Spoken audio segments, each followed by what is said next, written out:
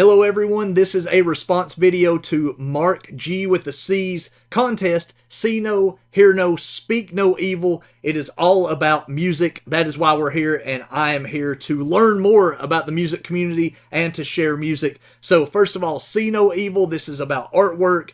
Hear No Evil, this is about records that you love and you won't hear anybody say a bad thing about. And Speak No Evil is records that you have found on other channels and picked up due to their recommendations. Now, I'm new to the vinyl community here on YouTube, so I will be excluded from the contest, but I did want to get involved. Once I seen the video pop up in my feed, I immediately messaged Mark or put a comment on the video and said, hey man, this is a great idea. I really dig it. So I thought, you know what? I'm enjoying watching the videos. Once I commented, more videos started populating in my feed and I started seeing all these cool things to check out. And I was like, man, I want to be involved in this. Even if I can't commit fully to the contest, I still want to participate.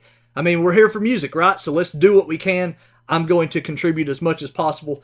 Please take it easy on me. I'm new here. So first of all, See No Evil. 2 albums. Sorry, we're celebrating Mark G with the C hitting the 2,000 subscribers. So first of all, congratulations, Mark, and thank you for putting together this contest. So very cool. It's already reached all the way to Tennessee in the United States, and little old me is digging what you've started. So congratulations for starting something cool, and congratulations for the 2,000 subscribers. So first up, See No Evil, 2 albums with artwork that you just absolutely love. The first thing that came to mind for me was the Amethyst self-titled. This is a psychedelic kind of doomy, sludgy piece. You might recognize this artwork from Arik Roper, A-R-I-K. I pronounced it Eric for a long time. It might be Arik or Arik. I'm not exactly sure on the pronunciation, but he is one of my favorites in the metal art world. This was a really hard challenge to start with. Picking a artist that you just absolutely love or picking album art that you absolutely love. So since this was the first one that came to mind, I was kind of like, well, it's a little bit outside of the death metal and aggressive metal thing, but we're not going to play favorites here. We're talking about music and introducing people to stuff. So it was the first one that came to my mind. This particular record, not just the artist. So the self-titled Amethyst, the hot sticker here says, these sonic axe wizards will take you further out than you've ever thought possible. Prepare for the old, weird Santa Cruz. So get your psychedelics, get your doomy, sludgy, space rock on. This is so, so good. I love this record. Highly recommended. Very, very cool. Up next, artwork. Buzz Oven, Soar. This record, I could stare at this album cover for hours. The entire time the album plays, for sure. I always see something new in it. On the back, you got those gnarly dudes that committed the crime. Of course, I talked to Brian since they released this record. He still has the original piece. I would love to see that in person one day. The original piece, which was painted by, boy, I wish I could have remembered this name. That would have been a lot cooler, right? Gina Albano, A-L-B-A-N-O. Of course, cool artwork inside, too. The classic Buzz Oven baby there. Absolutely love that logo. But this artwork, I can stare at it forever. Really, really cool stuff. Buzz Oven Soar. This was released in, what was it? Early 1994. I forgot to mention the Amethyst. That's a 2006 model, I believe. So, Buzz Oven. The early sludge pioneers. I guess you would call them sludge. I can't think of anybody that really done it before them. Maybe there's some other bands that you might put right alongside them at the same time frame, but who knows? It doesn't matter who started it. All that matters is that we get to enjoy it now. Thank goodness. Thank the heavens as they've brought us sludge metal. So up next, Hear No Evil. 2 albums that you will not tolerate no damn pansy foot talking bad about your records. I'm going to start off with His Hero Is Gone. That's right. His Hero Is Gone, one of my all-time favorites. The Tennessee-based band Monuments to Thieves is the name of this record. One of my favorite back covers also, although it's not actually painted art, photography instead. Progress is a dead-end street. I love that photo. His Hero Is Gone, Monuments to Thieves.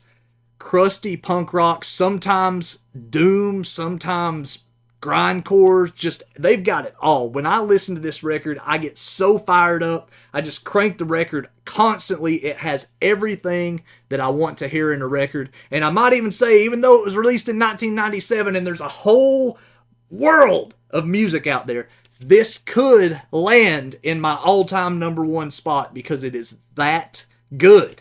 At least it's a top 5. No way around it. His Hero Is Gone.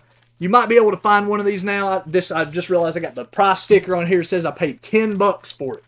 $10 for a life-changing record. 1997, His Hero Is Gone, Monuments to Thieves. Tennessee, doing it right. Memphis. Up next, don't you dare be talking bad about Napalm Death. That's right. Fear, emptiness, despair, everything I love is in this record as well. This is, I guess you would say, it's the grind band gone death metal on this record. Fear, Emptiness, Despair. I used to listen to this cassette tape in my car in the 90s. This is a 94 model, I believe. Just absolutely wore it out. People were like, man, you got to stop listening to this. And I was like, no, I will not stop. I believe it had a red logo on the cassette, which for some reason, I don't know why they did silver on the album, but I kind of like the red better. I think it pops a little. But it doesn't matter because it's the music inside that we're blistering our minds with. And this has it all. I could not tell you how much I've listened to this record over the years. Absolutely love it. Napalm Death. Fear, Emptiness, Despair. Don't be messing. 1994. Let's not worry about putting them in the bag yet. Okay, so here's where I have to sever the contest. I can't be a legitimate entry into the contest because the third part, Speak No Evil, is where we're supposed to introduce a couple of records that we've picked up from other people have suggested, and you decided to pick them up. Well, I haven't made it that far yet. I'm still kind of new here, but I want to get involved, so I wanted to say, first of all, thank you for watching this far. If you have a page you want me to check out, or you have a specific person you want me to check out, tag them in the comments below. Or if you just want me to check out your page, tag me or say, hey, check out my page below. I'll have a direct link because of your name. I want to check out more people that are involved in this community, and I've already learned a lot just in a single day of finding out about this contest. So here I am trying to pour my heart out to you, music community. Tell me where to go to find out more, because I want to be like a sponge. I'm like a sponge. I want to find out everything. I can't listen to all of it. I can't watch all of it, but I want to find out as much as I can. So in the spirit of giving, I'm going to deliver 2 records that are my suggestions, and hopefully I'll see a bunch of comments down there saying, hey, check out Joe Schmo's page, and check out Billy Bob's page, and Bobby, thank you for telling me to tell you about my page because it's the raddest page of all the rad pages. I can't wait to see them. I want to dig into all of them. First up, Rorschach, if I can hold it. Rorschach, Remain Sedate. And this is actually a compilation, and Protestant. This is 2 albums put together. It basically covers mostly everything that the band recorded. This band is gnarly. They absolutely changed everything for me when I heard them. 2009 is when this was pressed, but the band was around in the early 90s. So both of these albums, Protestant and Remain Sedate, come out in the early 90s.